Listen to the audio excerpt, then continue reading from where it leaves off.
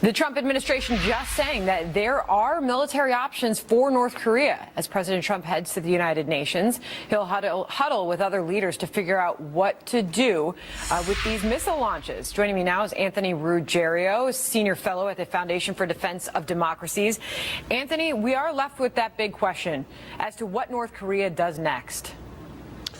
Well, North Korea is continuing its goal of getting a missile that they can launch against Guam. Earlier this year, they've launched the ICBMs, which are directed at the United States. I mean, what North Korea wants is they don't want to engage in a suicidal nuclear attack against the United States. They want to decouple the United States from South Korea and Japan, our close allies, so that North Korea can intimidate them and eventually reunify the Korean Peninsula under its own rule. Well, we know Guam is in play with this latest test. It is in range, Anthony. And I want to share with you what we just heard from H.R. McMaster as he stood at the White House just a few... Okay. I'm just getting to H.R. McMaster just said this is not an issue between the United States and North Korea. This is an issue between the world and North Korea. And that is a very important point when you look at the options that are on the table and what we need to see from other countries getting involved here. I mean, that's exactly right. You know, North Korea, there's this caricature of North Korea as this isolated country, you know, backwards and not able to do things technologically. That's not true. North Korea's technology is advancing rapidly. North Korea uses the international financial system. They buy items from almost everywhere in the world that they want to. So we need countries to increase their sanctions implementation, and they need to kick North Korea out of their own countries. Here's what the Army Chief of Staff has to say about all this, talking about the military will do what is required if that has to eventually happen. Watch. North Korean provocation with the missile launch is unacceptable. The President of the United States has repeatedly said, and the policy of the United States has repeatedly been maintained, that we're not going to allow them to have the type of weapons that they're trying to develop. And I believe that that will remain our policy, and we in the military will do whatever is required to prevent that day from coming.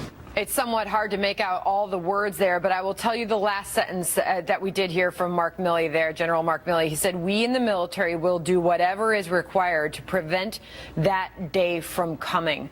What does that entail, Anthony? Well, I think the military is taking the right approach, and they are getting ready for different contingencies. North Korea has a history of lashing out at our ally, South Korea. They've already, flown missiles over Japan. They've simulated missile attacks on a Japanese base. This was clearly, yesterday, this was clearly a simulation against an attack against Guam. So getting prepared is the right approach, but the military option is not one that needs to be pursued right now in terms of an offensive one. So let's look at some of those other options that are on the table, because as we heard from Rex Tillerson in the wake of all this, the sanctions that have been imposed so far are the floor, not the ceiling. There's a lot of other things that can be done there. Nikki Haley just saying at the White House, they're getting ready to feel 90% of their exports going away, 30% of their oil. She said, we have cut off now 90% of trade going into North Korea. What more can they do on that front? Well, I mean, no disrespect, but the 90% figure only works if Russia and China actually implement this resolution. UN resolutions are not self-enforcing. I mean, I think when Secretary Tillerson says this is the floor, I agree 100%. UN sanctions are the foundation. Secretary Mnuchin unfortunately said that he was waiting to see if China would implement the resolution. The right approach, I think, is moving against Chinese banks, moving against Chinese companies, Russian companies, using U.S. sanctions to really augment all of these sanctions and start to get some impact. Anthony, what specifically do you make of President Trump's reaction and the rhetoric he is using in response to this launch?